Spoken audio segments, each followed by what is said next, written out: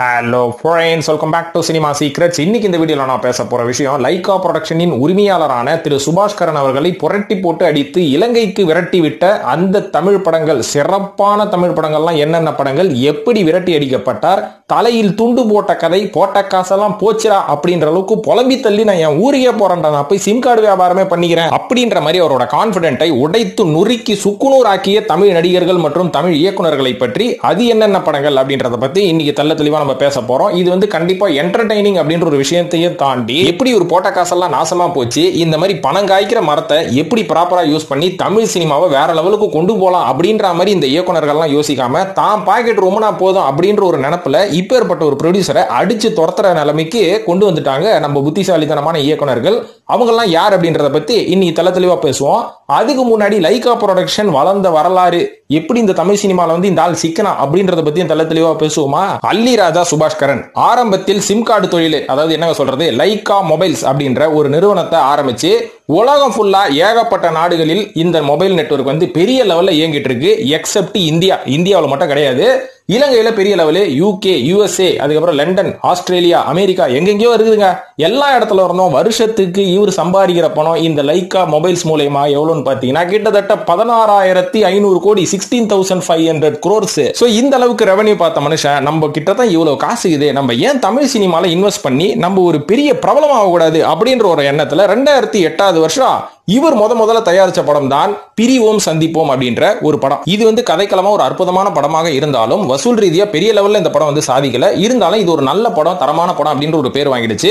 இந்த படம் சேரன் அவர்கள் நடித்த படம் மற்றும் இந்த படத்தை லைகா புரொடக்ஷன் அப்படின்ற கம்பெனி மூலமா இவர் தயாரிக்கலங்க, ஞானம் பிலிம்ஸ் அப்படின்ற ஒரு கம்பெனி மூலமா தயாரிச்ச முதல் படம். இதுக்கப்புறம் ஒரு லைகா புரொடக்ஷன் அப்படின்ற ஒரு கம்பெனியை ஓபன் பண்ணி முதலில் தயாரித்த படம் தான் விஜய் அவர்கள் நடித்த கத்தி அப்படின்ற ஒரு படம். இந்த படம் வந்து முதல் படமாக இருந்தாலும் வசூல் ரீதியா இந்த படம் வந்து நல்ல ஒரு வசூலை கலெக்ட் பண்ணி கொடுத்துச்சு. அதனால இவருக்கு ஒரு கான்பிடென்ட், எப்பா போட்ட முதல் படமே சூப்பர் லாபம், அதனால இனிமேல் நம்ம தஞ்சம் அடைய வேண்டியது தமிழ்நாட்டில் தான் அப்படின்ற மாதிரி ஒரு முடிவு பண்ணாரு. இருந்தாலும் இந்த கத்தி படத்தோட ரிலீஸ் அப்போ நிறைய பேர் லைகா புரொடக்ஷன் அப்படின்ற ஒரு பேரே வரக்கூடாது, நீ யாரு, ராஜபக்ஷ அவர்களோட கைக்கூலி இல்லையா, ராஜபக்ஷ யாரு, தமிழின துரோகி, அதனால உன் படத்தை நாங்க விடமாட்டோம் அப்படின்னு சொல்லி பல பஞ்சாயத்துக்கு அப்புறமா தான் இந்த படம் ஒரு வழியா ரிலீஸ் ஆச்சு. இவ்வளவு இக்கட்டான சூழ்நிலையை தாண்டி இந்த படம் ரிலீஸ் ஆனாலும் நல்ல வசூல் பண்ணுச்சு. அதனால இந்த படம் வந்து ஒரு நல்ல வெற்றி படம். இதுக்கப்புறம் நம்ம தமிழ் சினிமால தஞ்சம் அடைஞ்சிருவோம் அப்படின்னு முடிவு பண்ணதுதான் மிக தவறான ஒரு முடிவு அப்படின்ற மாதிரி சொல்லுவேன். ஏன்னா இதுக்கு அடுத்தபடியா அவர் தயாரித்த பல படங்கள், கிட்டத்தட்ட 70-80% படங்கள் வந்து தோல்வியை மட்டும் தான் சந்திச்சது. இன்னைக்கு மொத்தமா லைகா புரொடக்ஷனையே 3 அளவுக்கு வந்துட்டாங்க. சோ இப்போ நேரா விஷயத்துக்கு வருவோம். அது என்னென்ன படங்கள், இவர் லைகா புரொடக்ஷனே 3 அளவுக்கு இவரை இக்கட்டான சூழ்நிலையில தள்ளின படங்கள் என்னன்றதை இப்ப நம்ம பார்ப்போம். அதுல ஃபர்ஸ்ட் படமே நான் சொல்ல போறது 2.0 அப்படின்ற ஒரு படம் தாங்க. சரக்கு தீர்ந்து போன சங்கரை கூட்டின்னு போய் என்ன கதை எடுப்பீங்க, என்ன மாதிரியான ரீமேக் அப்படின்னு எதுவுமே கேட்காம சங்கர் அவர்கள் தான் ஒரு தீர்க்க தரிசியாச்சு, போட்ட காசுல பிரம்மாண்டமா சூப்பரா ஒரு படம் எடுத்துருவாரு அப்படின்னு நம்பி காலை விட்டதுதான் மிக தவறான ஒரு விஷயமா போச்சு. ஏன்னா இந்த படம் வந்து 2.0 அப்படின்னும் போது உஷாரா இருக்கணும். இன்னைக்கு தமிழ் சினிமால இல்லங்க, என்னைக்குமே தமிழ் சினிமால சீக்குவல் அப்படின்ற ஒரு விஷயமே உருப்படாது. எந்த பார்ட் எடுத்தாலும் எனக்கு தெரிஞ்சு சிங்கம் 2 தான் வந்து ஓரளவுக்கு இட்டு கொடுத்துச்சே தவிர தமிழ் சினிமா அகராதியிலேயே சீக்குவலே உருட்டது கிடையாது. ஆனா இது கூட தெரியாம இவர் சீக்குவல் எடுக்கிறேன்னு சொன்ன உடனே இவர் போட்டாரு பாத்தீங்களா காசு, கிட்டத்தட்ட 500 கோடிக்கும் மேல. இதுதான் டப்பா பணமா போச்சு. சோ இது வந்து அந்த காலகட்டத்தில் மோஸ்ட் எக்ஸ்பென்சிவ் பிலிம் அப்படின்ற ஒரு பேர் வாங்கணும்னு சொல்லி கிட்டத்தட்ட 600 கோடி ரூபாய் செலவு பண்ணாரு இந்த படத்துக்கு. கிட்டத்தட்ட 2015 வருஷம் இந்த படத்தோட ப்ரொடக்ஷன் ஸ்டார்ட் பண்ணி 2017 தான் ஷூட்டிங்கே முடிச்சாங்களா. நம்மளுக்கு தெரிஞ்ச வரைக்கும் ஒரு 3 மாசம் 4 மாசத்துல ஷூட்டிங் முடிச்சு கேள்விப்பட்டிருக்கோம். ஒரு படத்துக்கு 3 வருஷம் வேணாலும் ஷூட்டிங் எடுத்து பார்த்திருப்பீங்க. ஆனா இந்த படத்துக்கு எடுத்தானுங்க. இது மட்டும் இல்லாம முதல்ல இந்திய சினிமா வரலாற்றிலேயே 3Dயில் எடுக்கப்பட்ட ஒரு படம், அதாவது 3Dயிலேயே வந்து முழுக்க ஷூட்டிங் முடிச்சாங்க. ஏன்பா சங்கர், உங்ககிட்ட ஒரு கேள்வி கேட்கறேன், ஒரு அடிமை சிக்கிருச்சுன்னு சொல்லி உங்களுக்கு நல்ல பேர் கிடைக்கணும்னு சொல்லி இப்பேற்பட்ட டெஸ்ட் எல்லாம் உங்க சொந்த காசுல எடுப்பீங்களா, அடுத்தவங்க காசு போட்டா தான் எடுப்பீங்கல்ல, பாவங்க அந்த ஆள் அப்படின்னு தோணலையா உங்களுக்கு? ரஜினி, ஏமி ஜாக்சன், அக்ஷய் குமார், சரி ஓகே விடுங்க, அந்த ரஜினிக்கு பிளாஸ்டிக் ட்ரெஸ் எல்லாம் போட்டு அந்த ஆள் பாக்கிறதுக்கு பர்மா பஜார்ல விற்கிற அந்த பிளாஸ்டிக் பொம்மை மாதிரி இருக்கிறான். இது மட்டும் இல்லாம இந்த 3.1 ஒன்று கொண்டு வருவாரு. ஏன்பா ரஜினி, உங்களுக்காச்சும் கொஞ்சம் இருக்கணும்ல மேல, அவருக்கு இருந்து அவரே அந்த மாதிரி படத்தெல்லாம் நடிக்க போறாரு. சேசிங் ஹாலிவுட் படங்களை மாதிரி நான் தமிழ் எடுக்கிறேன்றீங்களே, அதெல்லாம் தப்பு கிடையாதுங்க. ஹாலிவுட் படம் மாதிரி எடுக்காதீங்க, இன்டர்நேஷனல் லெவல்ல படம் எடுங்க. அதுக்கு நீங்க செய்ய வேண்டியதெல்லாம் நம்ம ஊர்ல இருக்கிற கல்ச்சர், நம்ம ஊர்ல இருக்கிற பிரச்சனையெல்லாம் நம்ம எப்படி தீர்வு காண்றது அப்படின்னு சொல்லி பணத்தை செலவு பண்ணி படம் எடுக்கணும். அதை விட்டுட்டு நம்ம ஊர் பிரச்சனையை ஹாலிவுட் ரேஞ்சில் ஒருத்தன் வந்து தீக்கிறான் அப்படின்னா இங்கெல்லாம் நடக்கிற காரியமா? அதுவும் அவெஞ்சர்ஸ் எல்லாம் உனக்கு சூப்பர் ஹீரோ வச்சு எடுத்தாங்கன்னா வேற்று கிரகத்துல இருந்து ஏலியன் வருது வருதுன்னு சொல்லி சூப்பர் ஹீரோ இறக்குறாங்க. நீ உள்ளூர்ல இருக்கிறவனே பேயாக்கி அதை தீக்கிறது ஒரு சூப்பர் ஹீரோ வராருன்ற பேரு. இதை கொஞ்சம் யோசிக்க வேணாம். இதை நீங்க என்னப்பா யோசிக்கிறது? காசு போடுற ப்ரொடியூசரே யோசிக்கிறது கிடையாது. நம்ம யோசிச்சு என்ன பண்றது? நம்மளுக்கு கொஞ்சம் வைத்தறிச்சலா இருக்குது. இப்பேற்பட்ட காசை வச்சு 500 கோடி 600 கோடி இறக்குற 1 கோடியின் படம் எடுத்தா 600 தமிழ் படங்கள் நல்ல படங்கள் எடுக்கலாம். அந்த ஐடியாலாம் யாருக்கு வரப்போகுது? சரிங்க, ஓகே, இந்த படத்தை எடுத்து முடிச்சாச்சு. இந்த படம் வந்து எப்படி வசூல் பண்ணுச்சுன்னு பாத்தீங்கன்னா 3 வருஷம் வந்து இந்த படத்தை வந்து ஷூட்டிங் பண்ணி அதுக்கப்புறம் 1 வருஷம் ஃபுல்லா போஸ்ட் ப்ரொடக்ஷன் பண்ணி 600 கோடி ரூபாய் செலவு பண்ணிருக்காங்க. ஆனா பண்ண கலெக்ஷன் எவ்வளவு தெரியுமா? 600 கோடியா. இந்த லட்சணத்துல highest grossing film of the இயர்னு ஒரு பேர் வேற. ஏன்னா போட்ட காசு அப்படியே திரும்பி எடுத்துருக்காரு. இந்த காசு அப்படியே ஒரு பேங்க்ல போட்டிருந்தாருன்னா 7.5% வட்டிக்கு நல்ல காசு வந்திருக்கும். ஆனா 600 கோடி போட்டு 3 வருஷம் கழிச்சு 600 கோடி எடுத்துருக்காரு. இதுதான் பிசினஸ் தந்திரம். இரண்டாவதா ஒரு சிக்கனது யார்கிட்ட தெரியுமா? சுந்தர்சி கிட்ட தான். ஏன்னா வந்தா ராஜாவா தான் வருவேன் அப்படின்ற மாதிரி சுந்தர்சி ஒரு கதை எடுத்துன்னு வந்து இவர்கிட்ட நீட்டினாரு. ஆனா இவர் என்ன பண்ணாரு? சுந்தர்சியோட ஸ்டைலே வந்து ஒரு நல்ல காமெடி திறமை தான். சரி, ஓகே, இந்த படத்துல காமெடி இருக்க போகுது அப்படின்ற மாதிரி நம்பி களத்துல இறங்கி போட்ட காசெல்லாம் போனதான் மிச்சம். ஏன்னா இந்த படம் பவன் கல்யாண் அவர்கள் நடித்த ஒரு படத்தோட ரீமேக் தான். கிட்டத்தட்ட அந்த படத்துக்கே பாத்தீங்கன்னா 50 கோடி ரூபாய் செலவு பண்ணி 180 கோடி ரூபாய் தெலுங்குல கலெக்ஷன் பண்ணிச்சு. ஆனா இங்க நம்ம சிம்பு அவர்கள் பாக்குறதுக்கு என்ன பவன் கல்யாண் மாதிரி சிக்குன்னு இருக்கிறாரு. அதுவும் இந்த படத்துல குறிப்பா சொல்லணும்னா எப்படி இருந்தாரு பாத்தீங்களா? யோகி பாபுக்கும் இவருக்கும் ரோபோ சங்கருக்கும் வித்தியாசமே தெரியாது. அந்த லட்சணத்துல தான் பாடி ஷேப் இருந்தது. உடனே பாடி ஷேமிங் பண்ற அப்படின்னு சொல்லாதீங்க. பாடி ஷேமிங் அப்படின்றது நம்ம யார பண்ணணும்னு பாத்தீங்கன்னா, பாடி மேல சுத்தமா அக்கறை இல்லாம 3 வேளை பிரியாணியை தின்னுட்டு சரக்கு அடிச்சுக்கிட்டு நான் பெருசா இருக்கிறேன் பாரு அப்படின்னு சொல்லி தனக்கு தானே ஆப்பி வைத்து சுத்தி கொண்டிருக்கும் நம்மள சுத்தி இருக்கிற எல்லாருமே பார்த்து அவரை பார்த்து டிமோட்டிவேட் ஆகக்கூடாது. அதுக்கு பதிலாக ஒரு பாடி ஷேமிங் பண்ணாச்சு. ஒரு உடம்பு குறைப்பாரு. உடம்பு குறைச்சதுக்கு அப்புறம் இவரை பார்த்து 10 பேர் உடம்பு குறைப்பான். அதனால பாடி ஷேமிங்ன்றது தப்பு கிடையாது. பாடி ஷேமிங்ன்றது யாரை பண்ணக்கூடாதுன்னா, பிறப்பிலேயே அவங்களுக்கு சில பிரச்சனைகள் இருந்து அந்த பிரச்சனையோட அவங்க சாதித்து வர ஆட்களை தான் நம்ம பாடி ஷேமிங் பண்ணக்கூடாது. அதை விட்டுட்டு சோம்பேறித்தனமா வீட்டுல 3 வேளை படுத்து எழுந்துக்கிட்டு 6 வேளை பிரியாணி தின்னு கோக்கு பெப்சின்னு குடிச்சு உடம்பு பெருத்து வச்சுக்கிட்டு ரோட்ல போறோம்னா பாடி ஷேமிங் பண்றதுல தப்பே கிடையாது. ஏன்னா அதை வந்து நம்ம டிமோட்டிவேட்னு சொல்லக்கூடாது. ஒரு மோட்டிவேஷனலா அவனை பாடி ஷேமிங் பண்ணாதான் அவன் போய் ஜிம்முக்கு போய் சாப்பாடெல்லாம் கண்ட்ரோல் பண்ணி உடம்பு குறைச்சி அவன் நல்லா இருப்பான். அதனால பாடி ஷேமிங் சில இடத்துல தப்பு, சில இடத்துல தப்பே இல்லை. அந்த மாதிரி சிம்பு அவர்களை பாடி ஷேமிங் பண்ணனால தான் இன்னைக்கு சிக்குன்னு நிறைய படங்கள் கமிட் ஆகி வந்துட்டு இருக்காரு. இருந்தாலும் அன்னைக்கே பாடி ஷேமிங் பண்ணியிருந்தா வந்தா ராஜாவா தான் வருவேன். உண்மையாவே ராஜா மாதிரி இருந்திருப்பாரு. ராஜா மாதிரி இருந்தாரு, கூஜா மாதிரி இருந்தாரு அந்த படத்துல. இதனால சிம்பு ஃபேன்ஸே அந்த படத்தை பார்த்து செம காண்டாய் இந்த படத்தை சத்தியமா ஓட வைக்கூடாதா, இல்லனா ஓட வச்சனா இந்த மாதிரி அவன் 10 படம் நடிப்பான் அப்படின்னு சொல்லி அந்த படத்தை ஃபிளாப் ஆக்கி விட்டது தான் மிச்சம். அதுலயும் கொஞ்சம் நஞ்சம் இருந்த மீதி காசும் போச்சு. அதாவது அந்த 600 கோடியை 3 வருஷமா வச்சு அதே 600 கோடி எடுத்துன்னு வந்தார்ல, அதுல சில கோடிகளை செலவு பண்ணி நக்கிட்டு போயிடுச்சு. இதே மாதிரி மறுபடியும் 3ஆவதா ரஜினி கிட்ட போய் சிக்கினாரு. அது என்ன படம் பாத்தீங்கன்னா தர்பார் அப்படின்ற படம். கிட்டத்தட்ட 240 கோடி ரூபாய் செலவு பண்ணி வேற லெவல்ல கலக்கி 200 கோடி ரூபாய் தான் கலெக்ஷன் பண்ணிச்சு. பாருங்க, 40 கோடி ரூபாய் நஷ்டம். ஏன்னா முருகதாஸ் அவர்கள்கிட்ட அன்னைக்கே சரகு தீர்ந்து போச்சு. நான் போய் பாம்பே பேக்ட்ராக்குள்ள ரஜினியை வச்சு பாசா படம் எடுத்தா தப்பு இல்லைங்க, மொத்த போலீஸ் படமும் எடுப்பீங்க. அதுவும் ரஜினி அவர்களை தாண்டி எல்லாருமே பாத்தீங்கன்னா வடக்கன்ஸுங்க.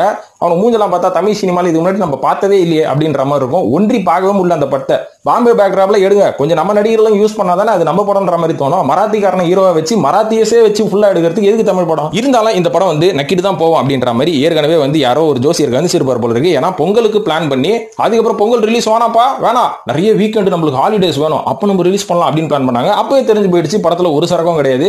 வீக்கெண்ட்ல அப்படியே லைனா ஹாலிடேஸா வரும்போது ரிலீஸ் பண்ணாதான் வேற வழி இல்லாம எல்லாம் தேட்டரை பார்த்து, அதாவது தேட்டருக்கு வந்து இந்த படத்தை பார்த்து நம்மளுக்கு கலெக்ஷன் கூடும் அப்படின்ற மாதிரி பிளான் பண்ணாங்களோ என்னமோ. இது மட்டும் இல்லாம சொன்ன தேதிக்கு மலேசியால இந்த படம் ரிலீஸ் ஆகல. ஏன்னா அங்கே 23 கோடி ரூபாய் கடன் வச்சிருந்தாலும் லைக்கா ப்ரொடக்ஷன். இது மட்டும் இல்லாம இந்த படம் வந்து தமிழ்நாட்டில் மட்டும் 110 கோடி ரூபாய் கலெக்ஷன் பண்ணிருக்கு. சென்னையில 14 கோடி ரூபாய் கலெக்ஷன் பண்ணிருக்கு. ஜப்பான்ல முத்து படத்துக்கு அடுத்தபடியாக 15 கோடி ரூபாய் அதிக கலெக்ஷன் பண்ணி highest grossing film in Japan அப்படின்னு ஒரு பேர் வாங்கிச்சு. இந்த பேர்லாம் எந்த வெண்ணைக்கு ஏன் மொத்தமா கலெக்ஷன் பண்ணிச்சா அதுதான் கிடையாது. எதனாலன்னு பாத்தீங்கன்னா டிஸ்ட்ரிபியூட்டர்ஸ், இந்த படத்தை வாங்கின டிஸ்ட்ரிபியூட்டர்ஸ் எல்லாம் தலையில துண்டை போட்டுக்கிட்டு அல்லி ராஜா அவர்களோட வீட்டு வாசல்ல நின்று மரியாதையா காசை கொடு, ஏன்னா ரஜினி அவர்கள் எந்த படம் நடிச்சு லாஸ் ஆனாலும் எங்களுக்கு கொடுத்து பழகிட்டாரு, அதனால நீயும் கொடுக்கணும். ஏன்னா இதுக்கு முன்னாடியே பாபா, அதுக்கப்புறம் குசேலன், லிங்கா இந்த படத்தோட லாஸுக்கெல்லாம் ரஜினி அவர்கள் எங்களுக்கு காசு கொடுத்தாரு. இந்த படத்துக்கு ரஜினி எவ்வளவு சம்பளம் கொடுத்தாரு? 108 கோடி ரூபாய் கொடுத்தல, அதுக்கு ஒர்த்தா அந்த படம். அது ரைட்டு, இவருக்கு கொடுத்தது கூட பரவாயில்ல. முருகதாஸுக்கு எதுக்கு 45 கோடி ரூபாய் கொடுத்த, நயன்தாராக்கு எதுக்கு 6 கோடி ரூபாய் கொடுத்த, இவ்வளவு பேருக்கு சம்பளம் கொடுப்ப, லாஸ் ஆன எங்களுக்கு கொடுக்க மாட்டியா அப்படின்னு கேட்டு பிரச்சனை பண்ணி கடைசியா இந்த படம் வந்து லாஸ் அப்படின்ற மாதிரி டிக்ளேர் பண்ணி ஃபெயிலியர்ன்ற மாதிரி ஒத்துக்கிட்டாங்க. இதனால தான் பாத்தீங்கன்னா அடுத்தது சன் பிக்சர்ஸ் தயாரித்த அண்ணாத்த படத்துல சார் ரஜினி சார் கொஞ்சம் நீங்க சம்பளத்தை குறைச்சிக்கிறீங்களா, நீங்க குறைக்கிறீங்களா இல்ல நாங்களே குறைச்சிக்கிட்டுமா அப்படின்னு பேரம் பேசி ரஜினி அவர்களோட சம்பளத்தை குறைக்க வச்சு எடுக்கப்பட்ட படம். இருந்தாலும் அந்த படத்தோட ரிசல்ட் முன்னாடியே தெரிஞ்சு போச்சு. அதனால தான் ரஜினியோட சம்பளத்தை குறைச்சிருக்காங்க. இதுக்கப்புறம் மறுபடியும் சன் பிக்சர்ஸ் ஜெயிலர் படம் எடுக்கும்போது ரஜினி அவர்களுக்கு சம்பளத்தை உயர்த்தி பேசல, நம்பிக்கையும் இல்ல, நம்ம சம்பளத்தை அதே தாங்க கொடுக்குறோம், ஆனா படம் ஹிட் ஆயிடுச்சுன்னா ப்ராஃபிட் ஷேரிங் பண்ணிக்கலாம் அப்படின்ற ஒரு பேசிஸ்ல தான் இந்த படத்தையும் எடுத்ததா சொல்லப்படுது. இந்த படத்துல முருகதாஸை வைக்கிறதுக்கு பதிலாக முருகதாஸ் அதிகமா சம்பளம் கேட்டனால தான் நெல்சனை மாத்த வச்சு இந்த படத்தை முடிச்சதா சொல்லப்படுது. சோ சன் பிக்சர்ஸ் இருக்கிற அந்த ஒரு புத்திசாலித்தனம் லைக்கா உங்களுக்கு இல்லையா? நான்காவது ஒரு சிக்கி சின்னப்பனமானது அருண் விஜய் மேல இருந்த நம்பிக்கையில தான் கார்த்திக் நரேன் ஏதோ துருவங்கள் 16 அப்படின்னு ஒரு படம் எடுத்தாரு.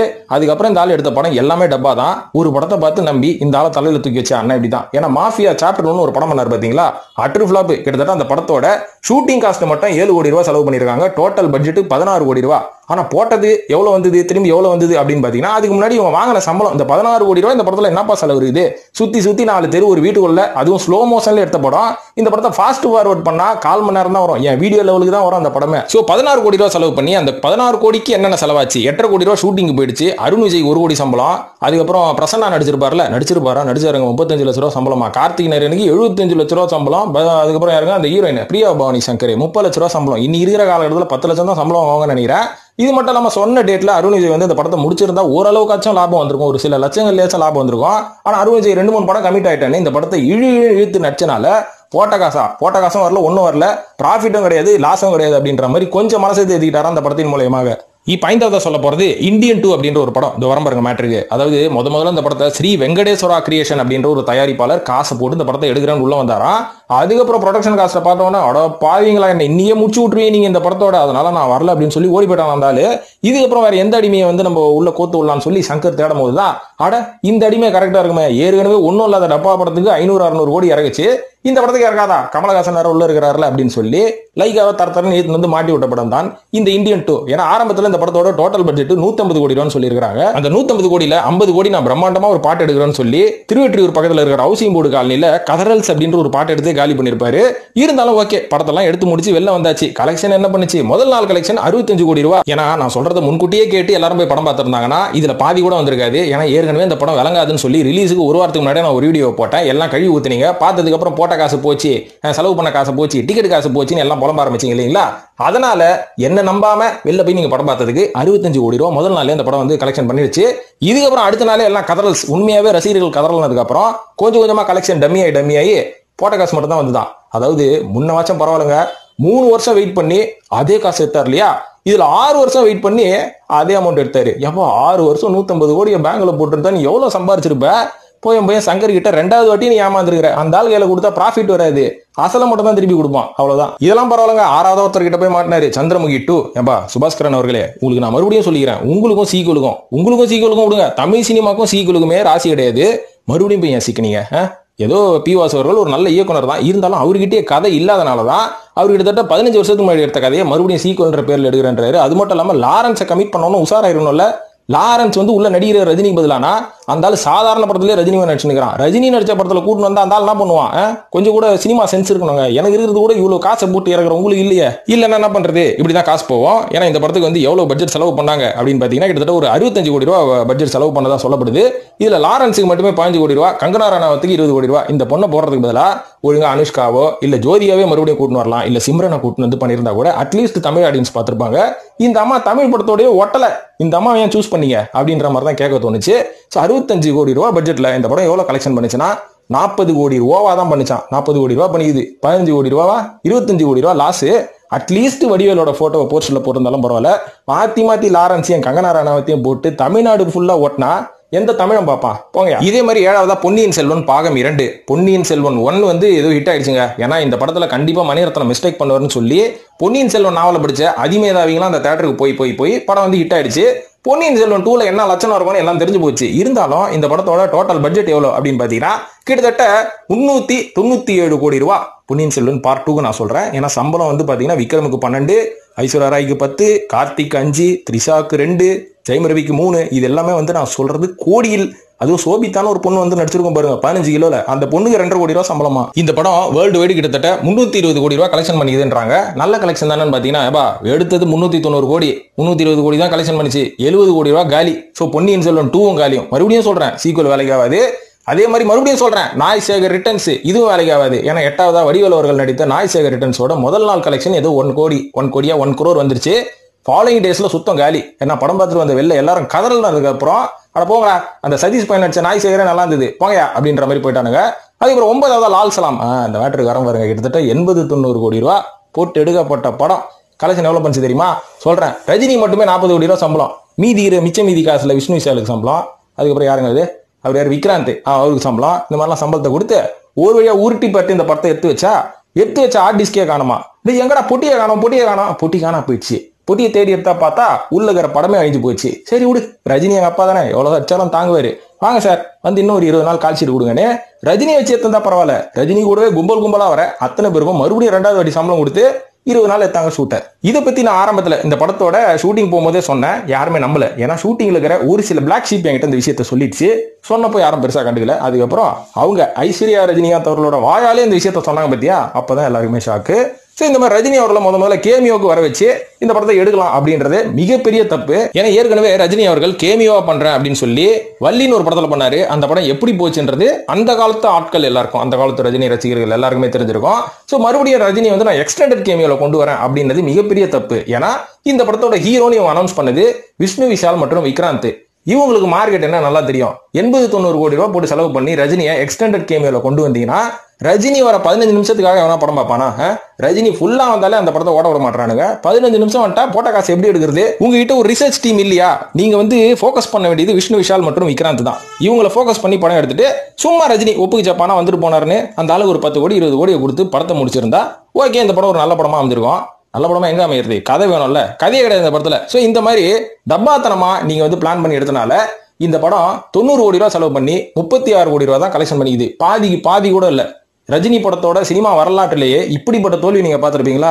கொடுக்க முடியும் தோல்வி அவரோட மகளால தான் கொடுக்க முடியும் அப்படின்றத ப்ரூவ் பண்ணிட்டாங்கப்பா. இருந்தாலும் இப்போ லைகா ப்ரொடக்ஷன் இலங்கைக்கு டிக்கெட் எடுத்து ஏர்போர்ட்ல வெயிட் பண்ணிட்டு தான் இருக்காங்க. இன்னும் ஃபிளைட் ஏறல. ஏன்னா இன்னும் வேட்டையின் விடாமுயற்சி அப்படின்ற ஒரு 2 படத்தை பார்ப்போம். அந்த படத்தை பார்த்து அதுக்கப்புறம் நம்ம வந்து இனிமேல் தமிழ் சினிமால தொடரலாமா அப்படின்ற அளவுக்கு அவங்க வந்து கொஞ்சம் ஒரு நம்பிக்கையோட இருக்கிறாங்களா. அந்த 2 படத்துல ஏதாவது ஒரு படம் ஹிட் கொடுத்துருச்சுன்னா மறுபடியும் ஃபிளைட் டிக்கெட்டை கீச்சு போட்டு தமிழ்நாட்டுக்குள்ளே வருவாங்க. இல்லைன்னா போக வேண்டியதான் இலங்கைக்கு. அதனாலதான் விஜய் அவரோட பையனை வச்சு எடுக்கிறேன் அப்படின்னு சொன்ன அந்த ஒரு ப்ரொடக்ஷனும் பாதியிலே நின்று போச்சு. விஜயோட பையன் பார்த்து ப்ரொடியூசர் தேர்ந்துக்கிறாராம். இப்ப அப்பா முட்டுக்கட்டை போட்டுக்கிறாராம். சோ நண்பர்களே, இதெல்லாம் வந்து லைகா ப்ரொடக்ஷன் தலையில மண்ணிவாரி கொட்டின படங்கள் அப்படின்னு நான் சொல்லி இந்த வீடியோ முடிச்சுக்கிறேன். இது பற்றிய கருத்துக்களை கமெண்ட்ல போடுங்க. இதை பத்தி டீடைல்டா டிஸ்கஸ் பண்ணோம்னா என்னோட இன்ஸ்டாகிராமை ஃபாலோ பண்ணி என்னோட சாட்டுக்கு வாங்க. முடிஞ்ச அளவுக்கு நான் பதில் சொல்றேன். சோ இந்த வீடியோ பார்த்ததுக்கு நன்றி நண்பர்களே.